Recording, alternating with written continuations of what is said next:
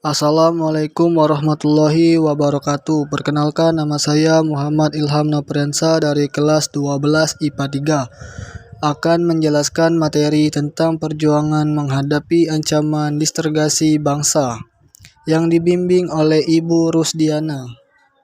1. Peristiwa konflik dan pergolakan yang berkaitan dengan ideologi. Termasuk dalam kategori ini adalah pemberontakan PKI Madiun, pemberontakan D1 atau T1 dan peristiwa G30 SPKI.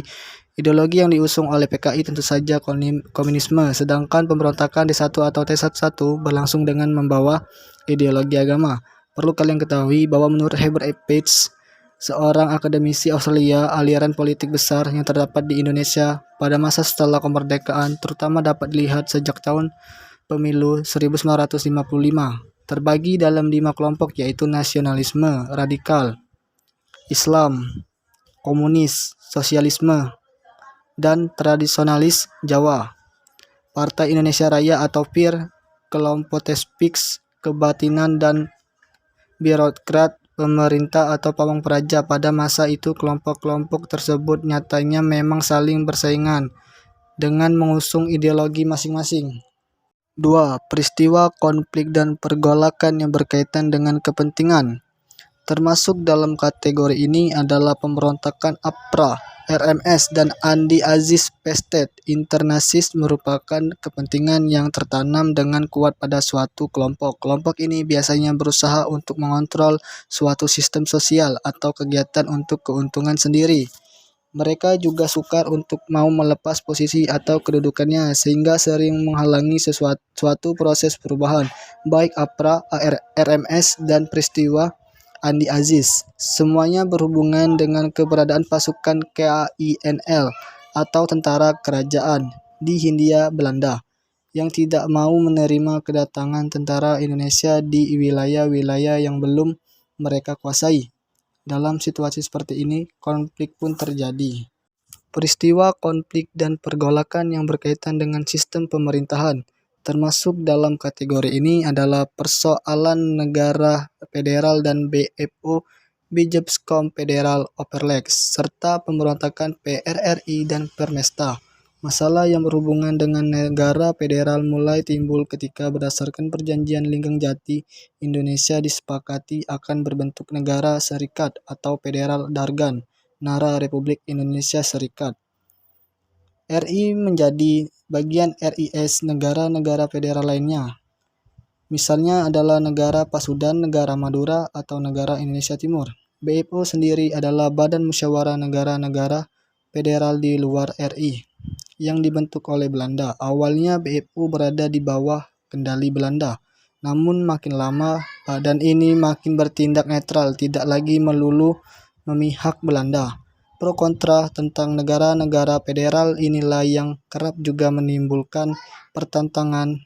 Sedangkan pemberontakan PRRI dan Permesta merupakan pemberontakan yang terjadi akibat adanya ketidakpuasan beberapa daerah di wilayah Indonesia terhadap pemerintah pusat. Selanjutnya, konflik dan pergolakan yang berkaitan dengan ideologi terbagi menjadi dua, yaitu pemberontakan PKI Madiun dan pemberontakan D1 atau T11. Pemberontakan KPI, Partai Komunis Indonesia Madiun. Selain Partai Nasional Indonesia (PNI), PKI merupakan partai politik pertama yang didirikan sesudah proklamasi. Meski demikian, PKI bukanlah partai Bani karena telah ada sejak zaman pergerakan nasional sebelum dibekukan oleh pemerintah Hindia Belanda akibat memberontak pada tahun 1926.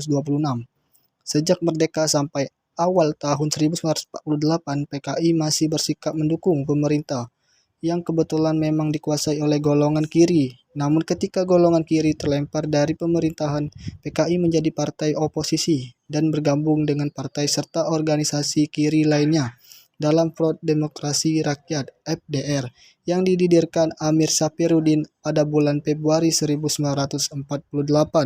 Pada awal September 1948, pimpinan PKI dipegang musuh. Ia membawa PKI ke dalam pemberontakan bersenjata yang dicetuskan di Madiun pada tanggal 18 September 1948. Abdullah dan ABL Apian, 2012. Mengapa PKI memberontak? Alasan utamanya tentu bersifat ideologis, di mana mereka memiliki cita-cita ingin menjadikan Indonesia sebagai negara komunis. Berbagai upaya dilakukan oleh PKI untuk meraih kekuasaan. Di bawah pimpinan musuh, PKI berhasil menarik partai dan organisasi kiri dalam FDR bergabung ke dalam PKI. Partai ini lalu mendorong dilakukan berbagai demokrasi dan pemogokan kaum buruh dan petani. Sebagian kekuatan-kekuatan bersenjata juga berhasil masuk dan mengaruhi mereka. Misal juga kerap mengeluarkan pernyataan-pernyataan yang mengancam pemerintah untuk membahayakan strategi diplomasi Indonesia melawan Belanda yang di tengah Amerika Serikat. Pernyataan musuh lebih menunjukkan keberpihakan pada Uni Soviet dan komunis. Padahal saat itu AS dan Uni Soviet tengah mengalami perang dingin. Pemerintah Indonesia telah melakukan upaya-upaya diplomasi dengan musuh, bahkan sampai mengikut sertakan tokoh-tokoh kiri yang lain, yaitu Tan Malaka, untuk merekam gerak oposisi PKI musuh.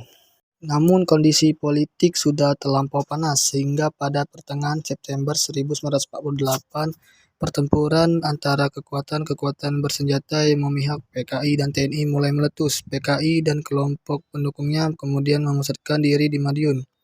Pada tanggal 18 September 1948 memproklamasikan Republik Indonesia Soviet Indonesia. Presiden Soekarno segera bereaksi dan berpidato di RRI Yogyakarta. Saudara-saudara, camkan benar antija itu, negara Republik Indonesia yang kita cintai hendak direbut oleh PKI musuh. Kemarin pagi PKI musuh mengadakan perampasan kekuasaan di Madiun dan mendirikan di sana suatu pemerintah Soviet di bawah pimpinan musuh. Perampasan ini mereka pandang sebagai permulaan untuk merebut seluruh pemerintahan Republik Indonesia. Saudara-saudara, Anda benar-benar apa artinya yang telah terjadi di negara Republik Indonesia hendak direbut oleh PKI musuh. Rakyat yang kucinta, camkanlah perjuangan untuk Indonesia merdeka. Aku berseru kepadamu pada saat yang begini genting, di mana engkau dan kita sekalian mengalami percobaan yang sebesar-besarnya dalam menentukan nasib kita sendiri. Bagimu adalah pilihan antara dua, ikut musuh dengan PKI Jang atau membawa bangkrutnya cita-cita Indonesia merdeka, atau ikut Soekarno-Hatta yang insya Allah dengan bantuan Tuhan akan memimpin negara Republik Indonesia yang mereka. Tidak dia boleh negara apapun juga. Buruh yang dagjar, tani yang jujur, panunda yang jujur, merakyat yang jujur, janganlah memberikan bantuan kepada kaum pertinjauan ini dengan tertarik siulan mereka. Dengarkanlah betapa jamjah ratina mereka itu. Daud Sinya 1996. Di awal pemberontakan, pembunuhan terhadap pejabat pemerintah dan para pemimpin partai anti-komunis terjadi. Kaum santri juga menjadi korban, tetapi pasukan pemerintah yang dipelopori di Sepelising Wangi kemudian berhasil mendesak mundur pemberontakan. Puncaknya adalah ketika musuh tewas tertembak. Amir Sapiyuddin juga tertangkap. Ia akhirnya dijatuhi hukuman mati. Tokoh-tokoh muda PKI seperti Aidit dan Lukman berhasil melarikan diri. Merekalah yang kelak di tahun 1965 berhasil menjadikan PKI kembali menjadi partai besar di Indonesia sebelum terjadinya peristiwa gerakan 30 September 1965. Ribuan orang tewas dan ditangkap pemerintah akibat pemberontakan Madiun ini. PKI gagal mengambil alih kekuasaan. Dari kisah di atas, apa hal terpenting dari peristiwa pemberontakan PKI di Madiun ini bagi sejarah Indonesia kemudian? Pertama, upaya membentuk Tentara Nasional Indonesia yang lebih profesional menguat sejak pemberontakan tersebut. Berbagai laskar dan kekuatan bersenjata liar berhasil dibubarkan. Dari sisi perjuangan diplomasi, simpati AS sebagai penengah dalam dukungan terhadap Indonesia, meskipun hal ini tidak juga bisa dilepaskan dari strategi global AS dalam menghadapi ancaman komunisme. Tetapi hal terpenting lain juga perlu dicatat. Bahwasannya konflik yang terjadi berdampak pula pada banyaknya korban yang ditimbul. Ketidakbersatuan bangsa Indonesia tampak dalam peristiwa ini juga dimanfaatkan oleh Belanda yang mengira Indonesia lemah untuk kemudian melancarkan aksi militer yang kedua pada Desember 1948. Pemberontakan D1 atau T11. Cikal bakal pemberontakan D1 atau T11 yang meluas di beberapa wilayah Indonesia bermula dari sebuah gerakan di Jawa Barat yang dipimpin oleh SM Kartowisryo. Ia dulu adalah salah satu seorang tokoh Partai Sarekat Islam Indonesia (PSII).